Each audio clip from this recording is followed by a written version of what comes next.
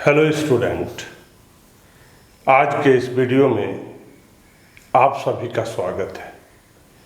Today's topic is sources of recruitment.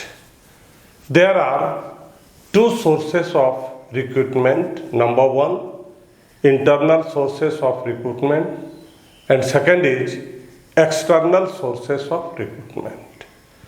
Internal sources of recruitment, जब किसी organisation में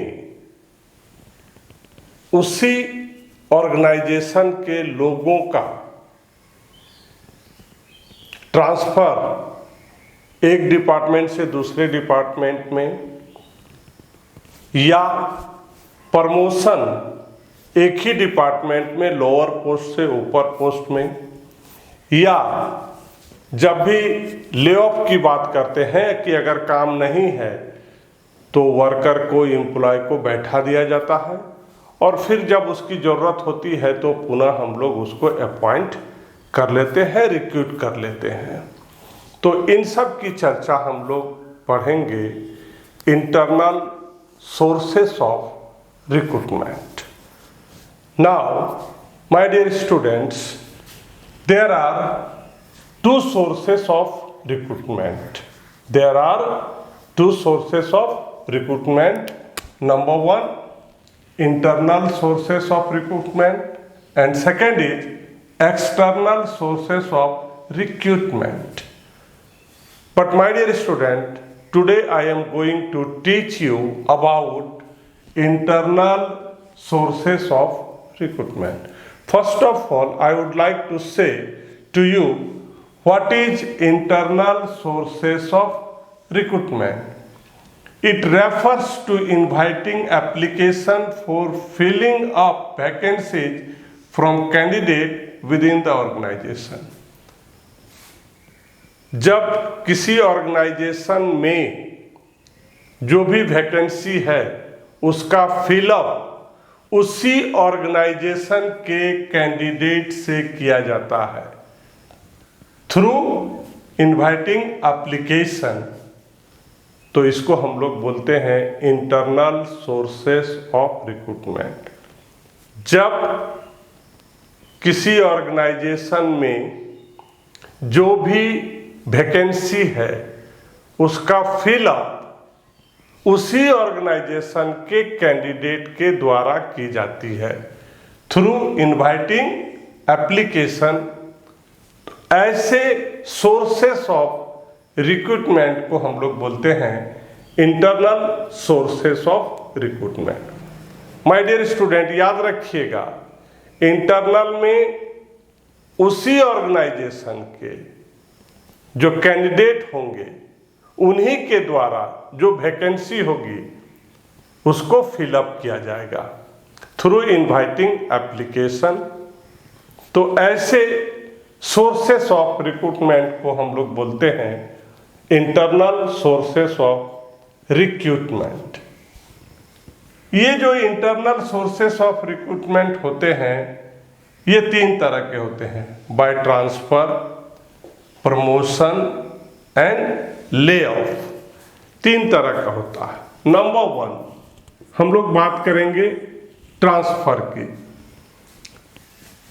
same organisation में बहुत सारे डिपार्टमेंट होते हैं, सेम ऑर्गेनाइजेशन में बहुत सारे डिपार्टमेंट होते हैं।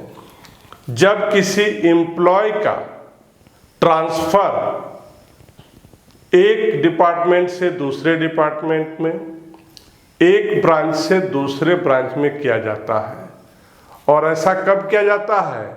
जब एक डिपार्टमेंट में एम्प्लॉय का सरप्लस हो या दूसरे डिपार्टमेंट में उसका शॉर्टेज हो।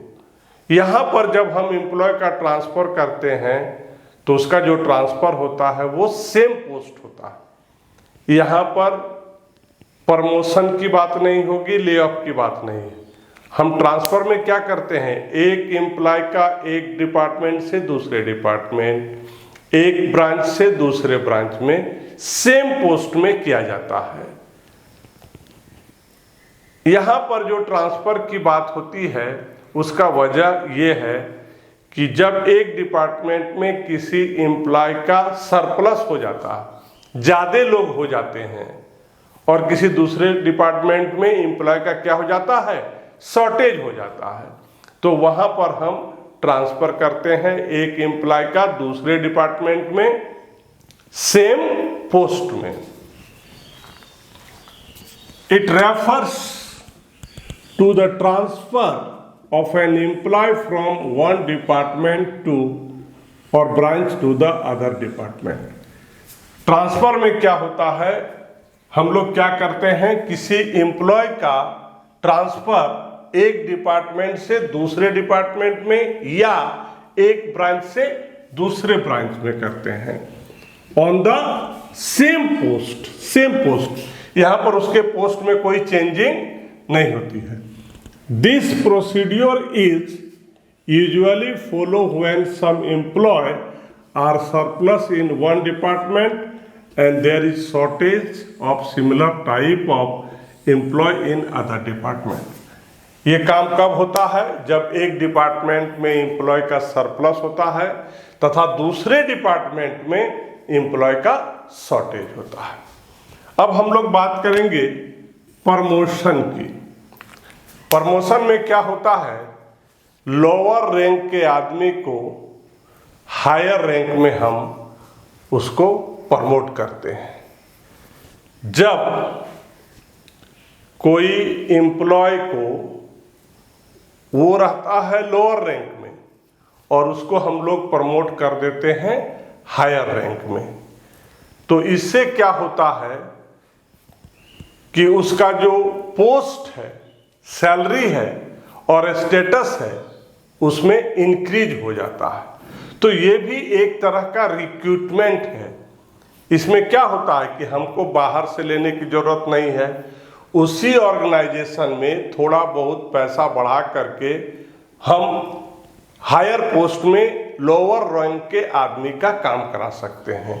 तो हम कह सकते हैं कि ये भी एक तरह का क्या है, रिक्रूटमेंट है, कि अगर हायर रैंक में किसी आदमी की ज़रूरत है, किसी एम्प्लॉय की ज़रूरत है, तो उसी ऑर्गेनाइजेशन के जो लोअर रैंक में है उसका प्रमोशन दे करके वो जो पोस्ट है उसको हम लोग फिलअप करते हैं। और लोअर रैंक से हायर रैंक में जब हम किसी एम्प्लॉय को ले जाते हैं तो क्या होता है, उसके सैलरी में, उसके स्टेटस में, उसके पोस्ट में क्या हो जाता है, इनहेंस हो जाता है। So this is a type of recruitment। So second is promotion is a process by which an employee working at the lower rank is appointed to the upper rank। क्या होता है, प्रमोशन एक process है जिसमें किसी organisation के employ का क्या होता है, अपॉइंट करते हैं to the upper rank where his responsibility increases, जहां उसकी जिम्मेवारी बढ़ जाती है। His status and salary also enhance. But one thing more, इसमें एक चीज और होता है कि किसी हायर रैंक के एम्प्लॉय को कभी कभी लोअर रैंक में भी प्रमोट कर देते हैं। इसको हम लोग बोलते हैं demotion of recruitment, lay of. This is the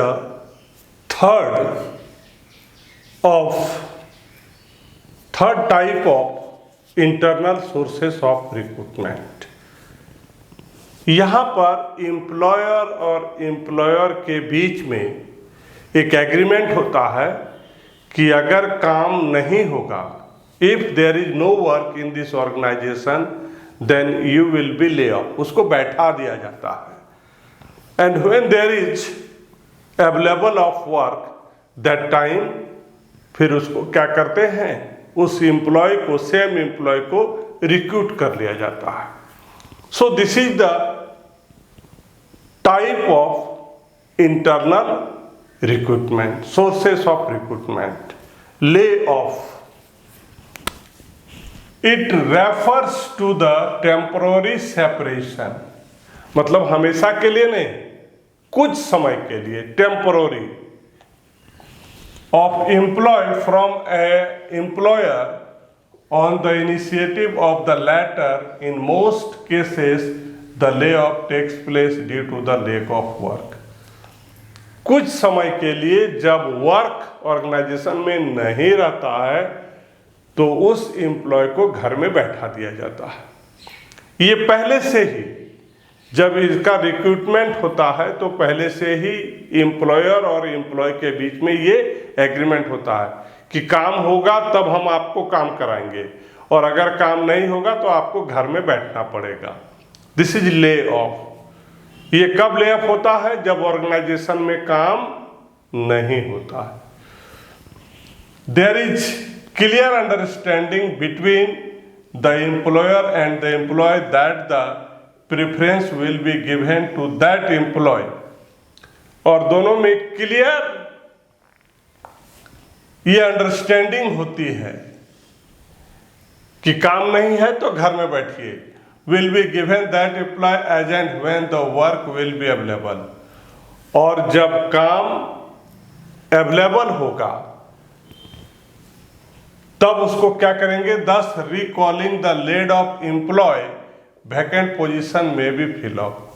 और जब उस ऑर्गेनाइजेशन में काम होता है, वर्क अवेलेबल होता है, तो फिर से उसको रिक्रूट कर लिया जाता है, जो भी वैकेंट पोस्ट होता है उसको भरने के लिए। सो this is the third type of internal sources of recruitment, lay of. काम नहीं होगा, घर में बैठो, फिर अगर वर्क अवेलेबल होगा तो जो वैकेंट पोस्ट है उसमें फिर से उसको रिकॉल करके उस वैकेंट पोस्ट को भर दिया जाता है। So this is the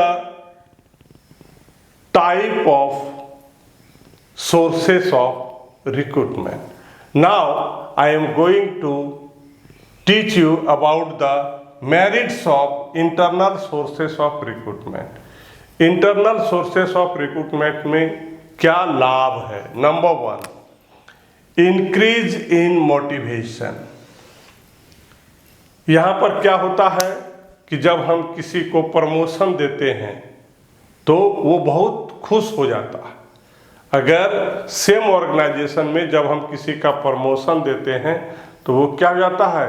motivated हो जाता है, खुश हो जाता है। तो ये पहला मेरिट्स है। दूसरा, इंडस्ट्रियल पीस। सभी एक दूसरे को जानते हैं, एक ऑर्गेनाइजेशन में काम करने वाले एक दूसरे को जानते हैं। जब सेम ऑर्गेनाइजेशन में प्रमोशन होता है या पहले से ही एक दूसरे को जानते हैं, कहीं नया अपॉइंटमेंट हो जाता है तो लोग सोचते हैं कि ये कम एज का है, हम पर ये हुक्म चला रहा है, तो वहाँ परेशानी होती है। तो दूसरा मेरिट्स क्या है इंटरनल सोर्सेस ऑफ रिक्रूटमेंट का, कि जो इंडस्ट्री होती है वहाँ पर शांति होती है। Number 3, easy selection. सिलेक्शन में इतना लंबा प्रोसेस करने की ज़रूरत नहीं है, पहले से ही लोगों के बारे में जो ऑर्गेनाइजेशन है वो जानती है, इसलिए सिलेक्शन बहुत आसानी से हो जाती है। Number 4, no need of induction. यहाँ पर इंडक्शन की ज़रूरत नहीं है। इंडक्शन में बताया जाता है ना कि आपके कंपनी का टर्नओवर क्या है आपके बारे में, ऑर्गेनाइजेशन के बारे में, तो यहाँ पर इंडक्शन की ज़रूरत नहीं होती है। Number 5, adjustment of surplus employ. और यहाँ पर सरप्लस होने से क्या करते हैं? एडजस्ट करते हैं। जिस डिपार्टमेंट में शॉर्ट करता है वहाँ पर उसका ट्रांसफ़र कर दिया जाता है। Economic sources. और ये रिक्रूटमेंट में एक लंबा प्रोसेस होता है जिसमें बहुत सारा खर्चा आता है, तो उससे यहाँ पर बचा जा सकता है, उस खर्चा को कम किया जा सकता है। नेक्स्ट है limitation of internal sources of recruitment. Stop the entry of young blood. ये सब ड्रॉबैक है, लिमिटेशन है इंटरनल का, कि नया जनरेशन नहीं आ पाते हैं, नए लड़के नहीं आ पाते हैं, नई टेक्निक नहीं आ पाती है। ऑर्गेनाइजेशन को पुराने लोगों से और पुराने ख्यालों से ही चलाना पड़ता है। ये ड्रॉबैक है, लिमिटेशन है इंटरनल सोर्सेस ऑफ रिक्रूटमेंट का। दूसरा, एम्प्लॉय बिकम लेथर्जिक, है ना, ये सुस्त हो जाते हैं, आलसी हो जाते हैं। ये लोग नेचुरली समझते हैं कि अरे क्या है, कि हम अगर लोअर पोस्ट में हैं तो निश्चित रूप से आफ्टर 5 ईयर 4 ईयर हमको क्या है, हायर रैंक में प्रमोशन मिल जाएगा। इसलिए यहाँ पर लोग सुस्त हो जाते हैं। Net available in new organisation, not available. और ये जो हमारा ये जो इंटरनल सोर्सेस ऑफ रिक्रूटमेंट है, ये किसी नए ऑर्गेनाइजेशन के लिए संभव नहीं है। वहाँ पर इंटरनल से होगा नहीं। नया ऑर्गेनाइजेशन है, दैट मीन्स आपको एक्सटर्नल बाहर से एम्प्लॉय को अपॉइंट करना ही है। Sense of competition among employ hampered, यहाँ पर जो कंपटीशन की भावना है वो खत्म हो जाती है। Number 5, frequent transfer hit productive negative, और बार बार ट्रांसफर करने से क्या होता है, जो प्रोडक्टिविटी है ऑर्गेनाइजेशन का वो कम हो जाता है, सफर करता है। So my dear student, just you have learn from me about the internal sources of recruitment. So my dear student, अगर आपको मेरी वीडियो अच्छी लगती है तो प्लीज़ मेरे चैनल को लाइक कीजिए, शेयर कीजिए, सब्सक्राइब कीजिए। Thank you.